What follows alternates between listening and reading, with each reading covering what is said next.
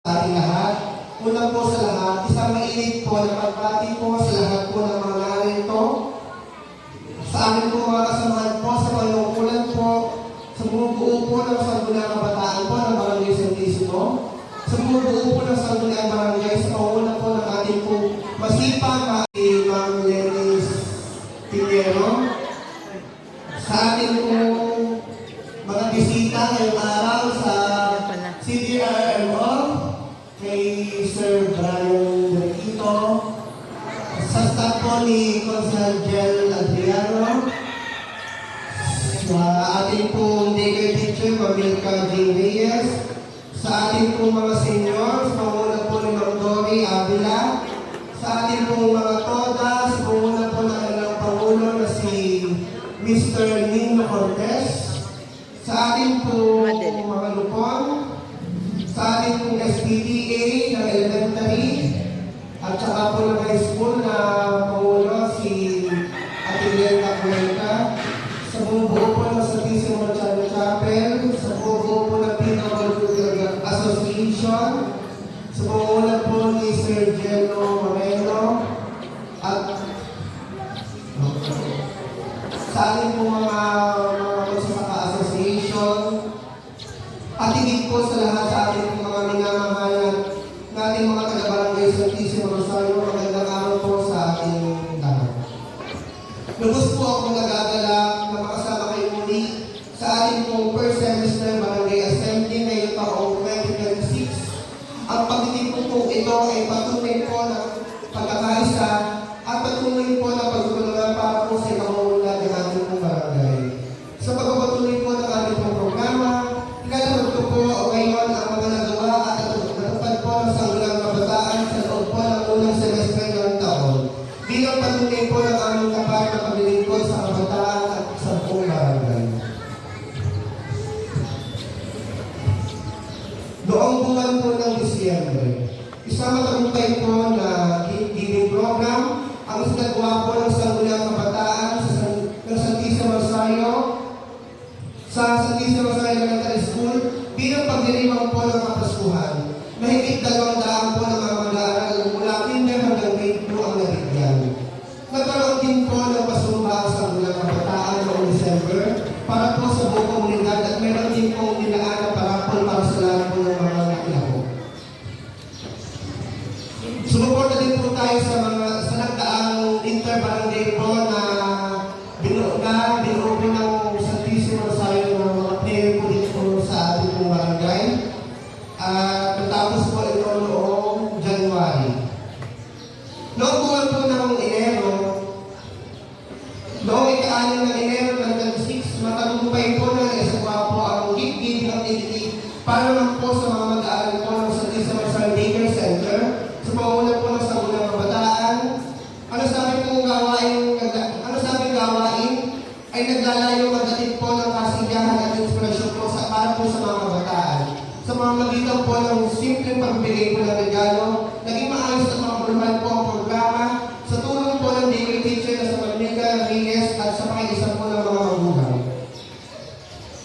Noong ika-14 ng Pebrero 2026, matagumpay po na isagawa po ang Valentine's Photo Contest na handog po ng Sangguniang Kabataan bilang pagdiriwang po ng araw ng mga puso. Layunin po ng gawain ito na may pahayag po ang pag-ibig, saya at pagkamalikhain ng mga kabataan at mamamayan sa pamamagitan po ng pag-comment ng kanilang mga photo.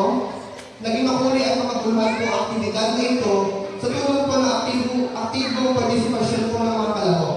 Taos puso pong pagbati sa lahat po ng mga nagwagi at taos puso pa salamat sa lahat po ng isa.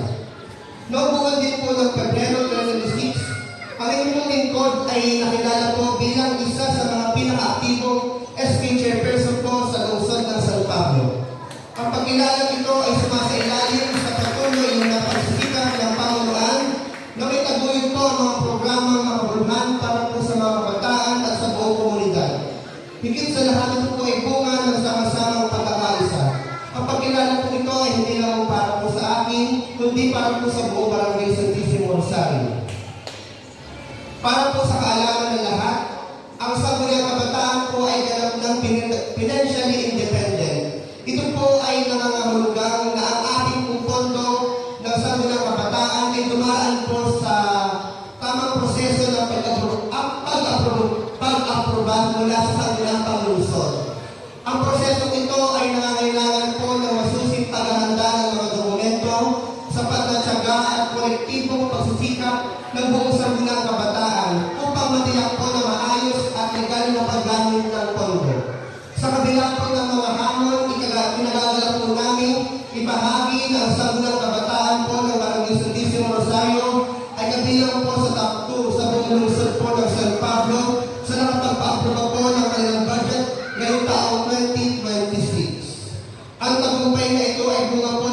kaisa, dedikasyon at mahusay na pamamahala po ng inyong SK para sa patuloy na paghahatid ng dekalidad na serbisyo para po sa kabataan at sa komunidad.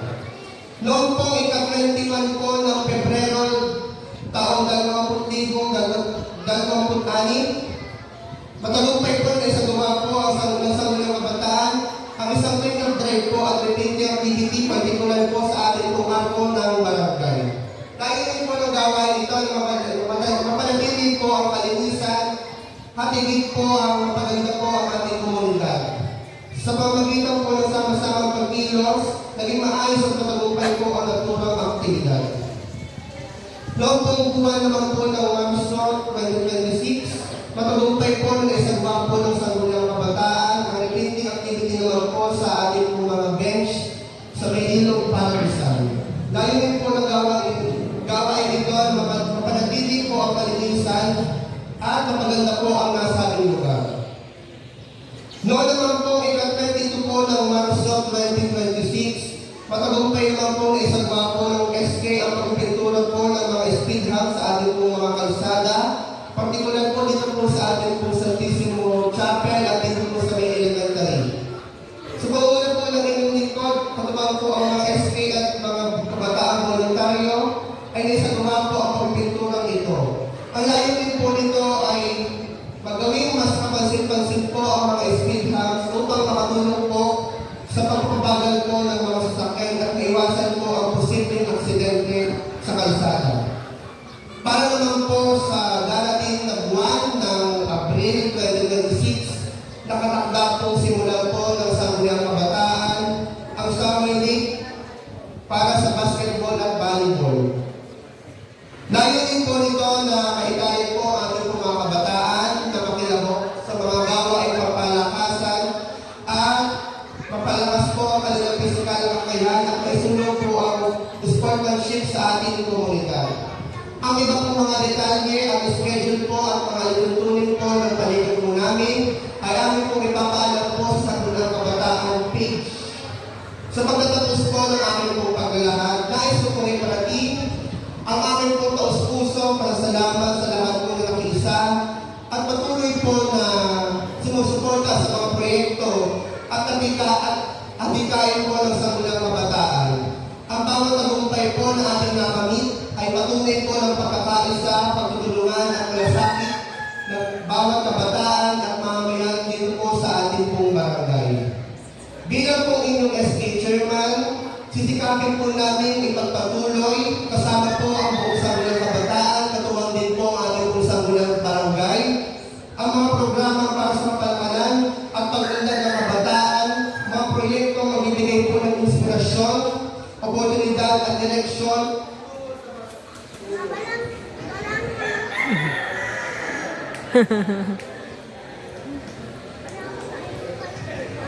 tungo sa mas maayos na kinabukasan. Naway at patuloy po tayo sa ating pagkakaisa at sama-sama po tayo maglingkod para sa ikabubuti ng ating pong barangay. Muli, maraming salamat po at magbuhay po ang ating pong barangay. Santisimo Rosario,